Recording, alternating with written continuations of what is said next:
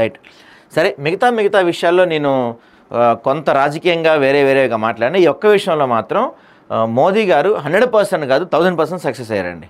ఎందుకంటే ఒకప్పుడు ఇక్కడ ఒక వీడియో చూసా, ఇదే అండి ప్రపంచంలోనే అత్యంత ఎత్తైన వంతెన ఇది. దీన్ని ఒక ఇంజనీరింగ్ అద్భుతంగా చెప్తారు. దీనివల్ల ఎన్ని ఉపయోగాలు ఉన్నాయో కూడా మీకు చెప్తా ఇప్పుడు నేను, కానీ చూడండి ఒకసారి. ఇది माता वैष्णो देवी के आशीर्वाद से आज वादी कश्मीर भारत के रेल नेटवर्क से जुड़ गई।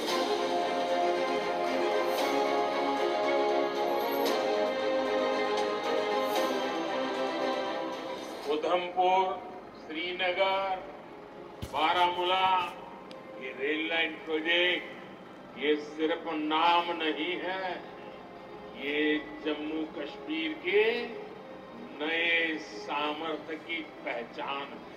भारत के नए सामर्थ्य का जयघोष है।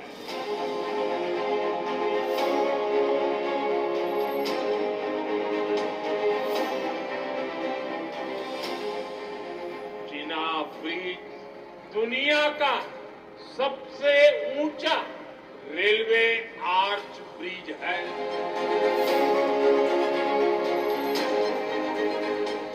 हमारा अंजी ब्रिज भी इंजीनियरिंग का बेहतरीन नमूना है।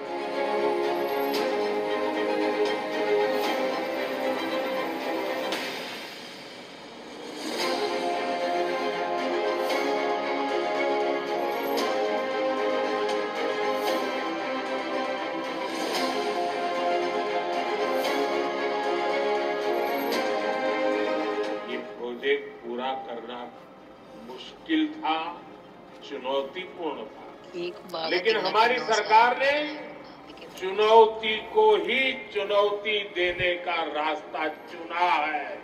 ये दिखाता है विकसित भारत का सपना जितना बड़ा है उतना ही बुलंद हमारा हौसला है, हमारा सामर्थ्य है।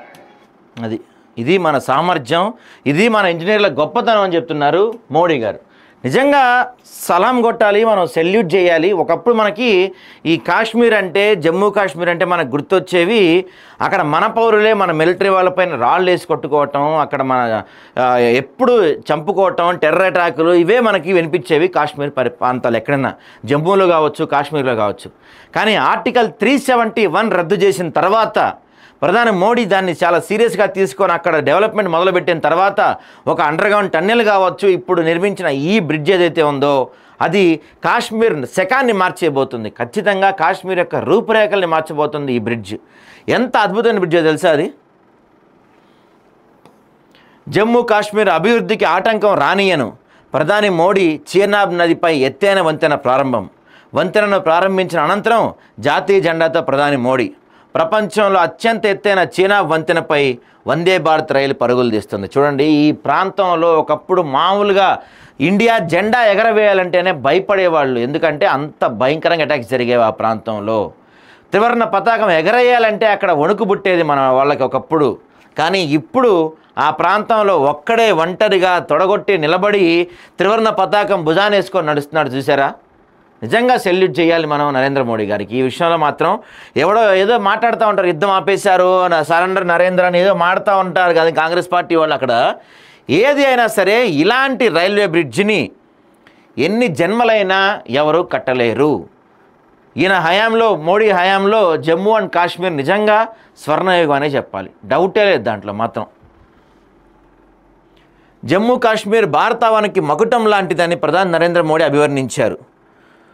ఇది ప్రజలకు పూర్తి మద్దతు అందిస్తామని అభయం ఇచ్చారు. పహల్గామ్ ఉగ్రదాడిలో జమ్మూ కాశ్మీర్ అభివృద్ధి పనులకు ఆటంకంగా మారబోనని ఆయన శుక్రవారం ప్రతినబూనారు.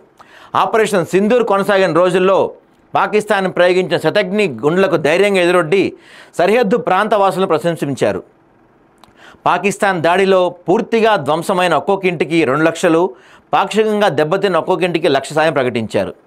జమ్మూ కాశ్మీర్ యువత కళల సాకారానికి పూర్తి మద్దతు ఇస్తామని, దీనికి ఏ అవరోధం వచ్చినా ముందుగా నేనే అడ్డుగా నిలుస్తానని ఆయన చెప్పారు. ఈ సందర్భంగా ఒక చిన్న విషయం చెప్తున్నానండి. చాలామంది ఎవరైతే మోడీ ట్రంప్ ఫోన్ చేయగానే సరెండర్ అయిపోయాడు, ఆయన మాటలకి భయపడిపోయాడు. ట్రంప్ చెప్తే ఇది అయిపోయి ఈ సొల్లు చెప్తున్నారు కదా చాలామందికి. మీకు ఒక విషయం తెలుసా? రష్యాకి ఉక్రెయిన్కి యుద్ధం జరుగుతుంది. ఎప్పటి నుంచో తెలుసా మీకు? 2 సంవత్సరాల నుంచి యుద్ధం జరుగుతుంది రష్యాకి ఉక్రెయిన్కి. తెలుసా మీకు? 2 ఏళ్ళ నుంచి యుద్ధం జరుగుతుంది. అటు ఉక్రెయిన్ గెలవట్లా, ఇటు రష్యా గెలవట్లా, జరుగుతూనే ఉంది. పాత రోజుల్లో ఇప్పుడు యుద్ధాలు గెలవటం ఉండవండి. జరుగుతుంది. జరగాలని కోరుకుంటారు అమెరికా, చైనా లాంటి వాళ్ళు. ఎందుకంటే ఉక్రెయిన్కి ఆయుధాలు అమ్మేది అమెరికా. సో ఏం జరుగుద్ది? ఆ యుద్ధం కొనసాగి ఏళ్ల తరబడి కొనసాగితే ఏమైద్దంటే రష్యా అప్పుల పాలైపోద్ది. ప్రపంచ ఆర్థిక రంగాల్లో టాప్ 4 ప్లేస్లో ఉన్న రష్యా సుదీర్ఘంగా యుద్ధం చేయడం వల్ల అప్పుల పాలైపోద్ది. రష్యా అడుక్కు తినే పరిస్థితికి వస్తుంది రష్యా. అప్పుడు ఏం చేయాలి? అమెరికా లాంటి వాళ్ళ దగ్గర, చైనా లాంటి వాళ్ళ దగ్గర అప్పులు తీసుకోవాలి. అప్పు ఇచ్చినోడు ఏం చెప్తే అది వినాల్సిన పరిస్థితి వస్తుంది. At the same time China కానీ అమెరికా కానీ చేసిన ప్లాన్ ఏంటంటే భారతదేశం పాకిస్తాన్తో యుద్ధానికి వెళ్తే ఆ యుద్ధం సుదీర్ఘంగా కొనసాగితే పాకిస్తాన్ ఎంత నష్టపోయేదే మనకేముంది, పాకిస్తాన్తో మనకి ఇబ్బంది లేదు, ఫరక్ పడదు. పాకిస్తాన్ కుక్క లాంటిది, ఎప్పుడు మన కాళ్ళ కిందే ఉంటుంది. కానీ భారత్ అలా కాదు, భారత్ సింహం లాంటిది. ఇవాళ కాకపోతే రేపైనా మనల్ని తినేస్తుందని ఎప్పటికైనా ఈ చైనాకి అమెరికాకి భయమే. ఆ భయంతోనే మొన్న యుద్ధం జరగాలని వీళ్ళంతా కోరుకున్నారు.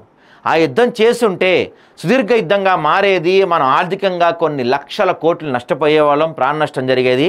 దానివల్ల ఇప్పుడు ఆర్థికంగా ఈ ప్రపంచ దేశాల గ్రోత్లో టాప్ 4లో ఉన్న భారతదేశం టాప్ 10 కింద కూడా పడిపోద్ది. అందుకనే యుద్ధం ఆపేసాం. యుద్ధం చేయలేక, చేతకాక, మన దగ్గర ఆయుధాలు లేక కాదు. ఇదే గొప్ప విషయం. యుద్ధ తంత్రం అంటారు దీన్నే. ప్రత్యర్థిని బాంబులతోనో తుపాకులతోనో చంపడం కాదు, తెలివితేటలతో చంపాలి. అదే మోడీ చేశాడు అక్కడ. తెలిసి తెలియకుండా ఏదో మాట్లాడుతూ ఉంటారు కదా చాలామంది. కాశ్మీర్ లోయలో తొలి రైల్వే సేవను ప్రారంభించిన అనంతరం జరిగిన బహిరంగ సభలో ప్రధాని ప్రసంగించారు. దశాబ్దాలుగా కొనసాగుతున్న తీవ్రవాదం కాశ్మీర్ పాఠశాలలను బుగ్గి చేసింది. 2 తరాల భవితవ్యాన్ని నాశనం చేసింది. ఆసుపత్రులను ఉగ్రవాదులు తగలబెట్టారు. స్థానికుల ఎన్నికల్లో పోటీ నిలవడమే పెను సవాలుగా మారిందన్నారు. గత నెల 6 నుంచి 10వ తేదీ వరకు దేశ సరిహద్దుల్లోని పూంచ్, జమ్మూ తదితర ప్రాంతాల్లో పాకిస్తాన్ శతఘ్ని గుండులు జరిపిన విధ్వంసాన్ని ప్రస్తావిస్తూ పౌర ఆవాసాలపై దాడికి పూనుకోవడం ద్వారా పొరుగు దేశం తన నిస్సహాయతను ప్రదర్శించిందన్నారు. ఇక తొలి రైలు జెండా ఊపారు మోడీ గారు. అయితే ఈ వంతెన ప్రత్యేకత ఏంటో ఒకసారి చూద్దామండి. చీనాబ్ నదిపై ఉపరితలానికి 359 మీటర్లు అంటే 1178 అడుగుల ఎత్తులో కట్టిన వంతెన ఒక వాస్తుశాస్త్ర అద్భుతం. ప్రపంచంలో అతి ఎత్తైన ఈ బ్రిడ్జ్ ప్యారిస్ నగరంలోని ఈఫిల్ టవర్ కన్నా, న్యూయార్క్లోని స్టాచ్యూ ఆఫ్ లిబర్టీ కన్నా ఎక్కువ ఎత్తు కలిగి ఉంటుందంట.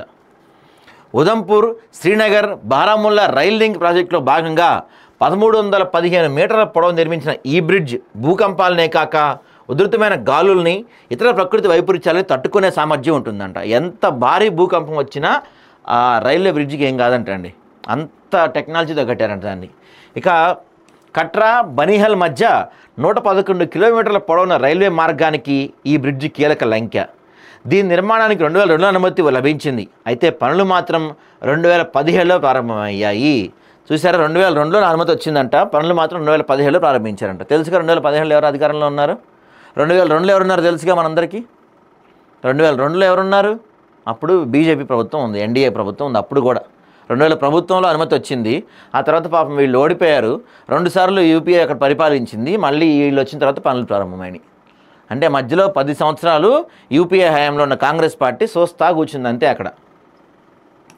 ఈ వంతెన నిర్మాణం కోసమే 26 కిలోమీటర్ల అప్రోచ్ రోడ్, 400 మీటర్ల సొరంగ మార్గం నిర్మించినట్టు రైల్వే అధికారులు తెలిపారు.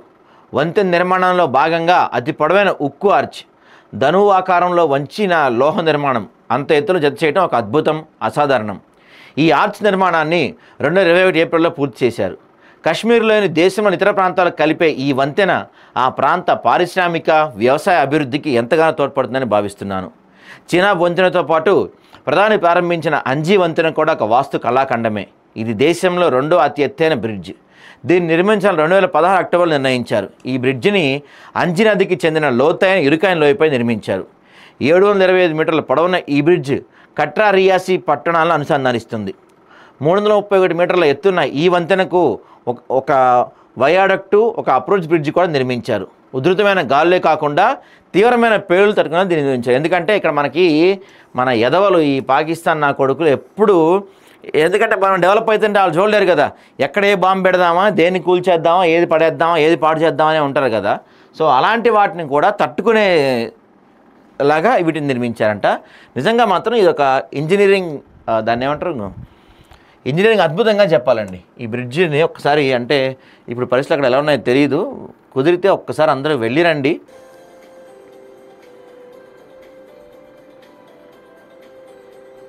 మొత్తం ఇండియా ఫ్లాగ్స్ భలే ఉన్నాయి కదా చుట్టుపక్కల.